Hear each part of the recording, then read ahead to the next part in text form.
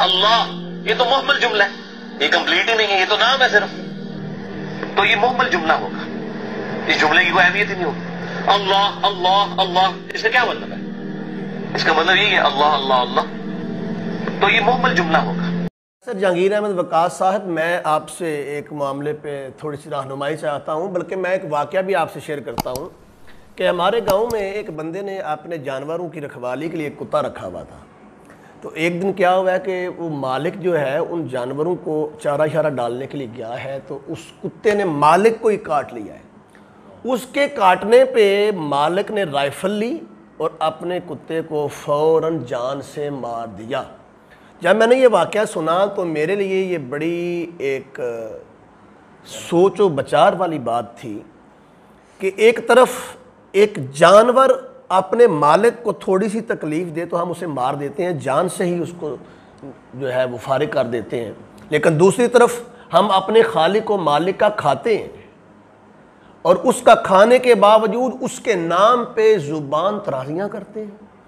और उसकी मिसाल आपको देना चाहता हूँ। मेरे दिल को बड़ी तकलीफ़ हुई जब ये मैंने बातें सुनी, और मैं सोच रहा था कि बिशर हाफ़ी को इसमें अल्लाह के तसद्दुक़ से सारी ज़िंदगी की शराब नोशी की माफ़ी मिल जाती है और जन्नत का परवाना मिल जाता है, और दूसरी तरफ आज के दौर का एक नाम नहाद स्कॉलर अपने आप को कहने वाला शख्स है जो इसमें अल्लाह को मुहम्मल कहता है और कहते हैं इसका कोई माना ही नहीं है। तो इसके हवाले से मैं आपसे रहनुमाई चाहता हूं, क्योंकि कुरान कहता है फ़स्अलू अहल ज़िक्र इन कुंतुम ला तालमून। तो मैं गुजारिश करूंगा मुझे भी रहनुमाई फरमा दें और हमारे सुनने वाले सामीन को भी, ताकि हम जान सकें कि उसके इस दावे में और असल में क्या फ़र्क है। शुक्रिया प्रोफेसर साहब, बहुत ही अच्छा सवाल आपने रेज़ किया है। हमारे माशरे में कुछ ऐसे लोग मौजूद हैं जो कि सिर्फ अपनी दुनियावी शोहरत के लिए सारी हदें फैलाने जाते हैं, और ये आए रोज़ हम मामलात देखते हैं। कोई ये अजीब बात नहीं है, जो लोग इस तरह के लोगों को सुनते हैं उनके लिए कोई अजीब बात नहीं, क्योंकि इससे बड़ी बातें भी ये लोग करते हैं। अब देखिए, लफ्ज़ अल्लाह की जहाँ तक बात है, इज़्ज़त व अज़मत की या बामाना होने की बात है, अहले इस्लाम में आज तक किसी ने इस बारे में इख्तलाफ नहीं किया। जी बिल्कुल बिल्कुल। हालांकि बाकी चीज़ों में इख्तलाफात रहे हैं, लेकिन लफ्ज़ अल्लाह की इज़्ज़त और अज़मत के हवाले से किसी मुसलमान के दिल में ज़रा बराबर भी डाउट नहीं। मैं तो हैरान हूँ जिस तरह के जुमले बोले गए हैं कि लफ्ज़ अल्लाह नाउज़ुबिल्लाह ये मुहम्मल है, इसका कोई माना कोई नहीं है। असल अगर इसकी हम देखें तो बात कुछ इस तरह है कि ये सिर्फ एक ख़ास फ़िरके के बुग़्ज़ में ये सब कुछ किया गया है।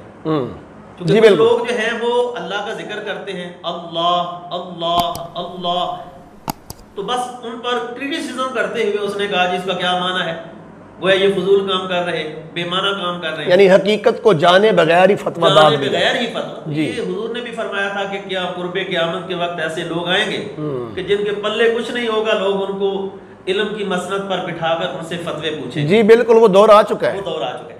अब कुरान और हदीस की रोशनी में यकीनन अगर हम देखें तो मैं कहता हूँ कि कुरान तो भरा पड़ा है जी। कुरान मजीद की कसरत से ऐसी आयात हैं, आप हैरान रह जाएंगे कि जिसमें लफ्ज़ अल्लाह की अज़मत और उसकी हुर्मत की बात की गई है। सिर्फ इसमें अल्लाह, सिर्फ इसमें अल्लाह, और साथ जुमला नहीं, सिर्फ इसमें जुमले को छोड़ के भी लफ्ज़ अल्लाह है और जुमले के साथ भी बामाना जुमला है जी।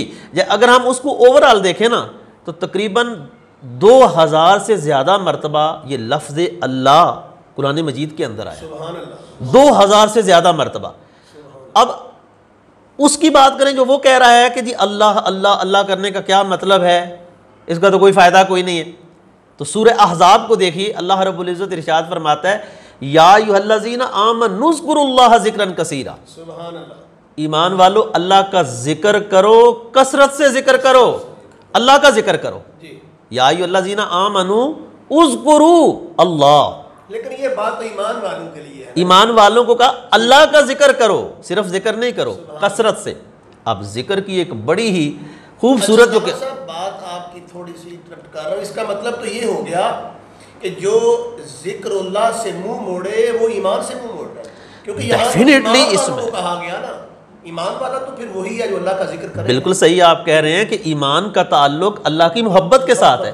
कुरान खुद कहता है वल्लज़ीना आमनू अशद्दु हुब्बन लिल्लाह, कि जो अहले ईमान हैं अल्लाह से टूट कर मोहब्बत करते हैं। और जिक्र जो है वो अल्लाह की मोहब्बत की सबसे बड़ी दलील हुआ करती है, क्योंकि जिसकी दिल में मोहब्बत होती है इंसान उसी का जिक्र करता है। मन अहब्बा शैअन अक्सर ज़िक्रहु, हुज़ूर सलाम का फरमान है कि जो जिससे मोहब्बत करेगा उसका जिक्र भी कसरत से करेगा। तो अब अल्लाह रब्बुल इज़्ज़त का अगर कोई शख्स जिक्र करता है लफ्ज़ अल्लाह नाम लेकर, अल्लाह अल्लाह अल्लाह, तो वो असल में अल्लाह की मोहब्बत का इजहार कर रहा है कि लोगों मेरे दिल में मोहब्बत खुदा का चिराग जल रहा है, मैं दीवाना हूँ, मैं मजनू हूँ, मुझे और कुछ नहीं चाहिए, ले जाओ सब कुछ मेरे पास से, मुझे बस अल्लाह के उस नाम की किरणें और नूर चाहिए, मैं उसी से अपने दिल को मुनव्वर करना चाहता हूँ। बस ये उसकी जो है वो ख्वाहिश होती है। तो कुरान तो बल्कि बड़े वाज़े लफ्ज़ों में सूरह राद में इरशाद फरमाता है अला बिज़िक्रिल्लाहि तत्मइन्नुल क़ुलूब, खबरदार दिलों का सुकून अल्लाह के जिक्र में।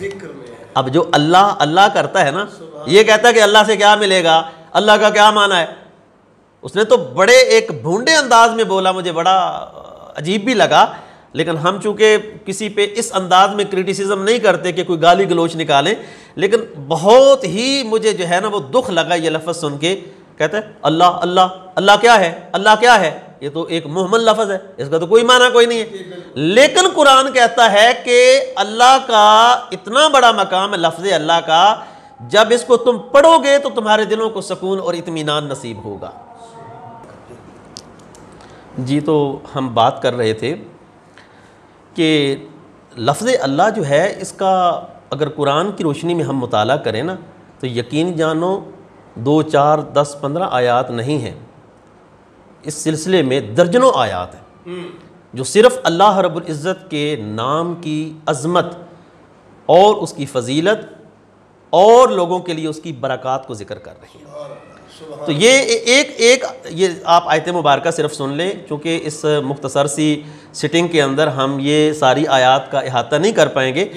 अल्लाह रब्बुल इज़्ज़त फरमाता है अला बिज़िक्रिल्लाहि तत्मइन्नुल क़ुलूब, अल्लाह के ज़िक्र से दिलों को इत्मीनान पहुँचता है।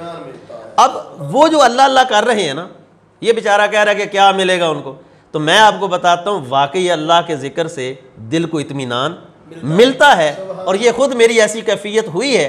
आप भी अगर इसको प्रैक्टिकल करना चाहें तो किसी गोशे तन्हाई में बैठकर अपने दिल के बर्तन को दुनिया की मोहब्बत से खाली करके आप 3, 4, 5, 10 ज़रबे लगाएं लफ्ज़ अल्लाह की, यकीनन एक चमक निकलेगी, नूर निकलेगा। आप कहेंगे दुनिया जहाँ, मुझे इस बात पे एक शेर भी याद आ गया जी कि दिल में हो याद तेरी गोशाए तन्हाई हो, वाह, फिर तो फुरकत में अजब अंजुमन आराई, फिर तो खलवत में भी अजब जी अंजुमन आ रही हो। जी, तो आयात तो बड़ी ज़्यादा हैं, लेकिन चूँकि हमने एक ख़ास पॉइंट पे बात करनी थी कि लफ्ज़ अल्लाह, इसके बारे में साहिब कह रहे हैं कि इसका कोई माना नहीं है। तो मैं बता दूं कि माना क्या है, ताकि सामेईन हमारे उनको भी ये बात मालूम हो जाए कि लफ्ज़ अल्लाह बामाना लफ्ज़ है। बल्कि अगर हम मोहब्बत की ज़ुबान में कहें तो फिर जितने भी माने हैं ना दुनिया में, जितने भी माने हैं दुनिया में, वो सारे इसी लफ्ज़ से निकलते हैं। अल्लाह अगर इसकी आप तालील करें तो इसके नामियों ने मुख्तलिफ खैर इसकी तालीलें की हैं। भला बेचारे को क्या पता हो, किसी के सामने जानू तलम्मस तय किए होते तो ये सामे या यस्मा दाराबा यादरेबो ये पता होता वा।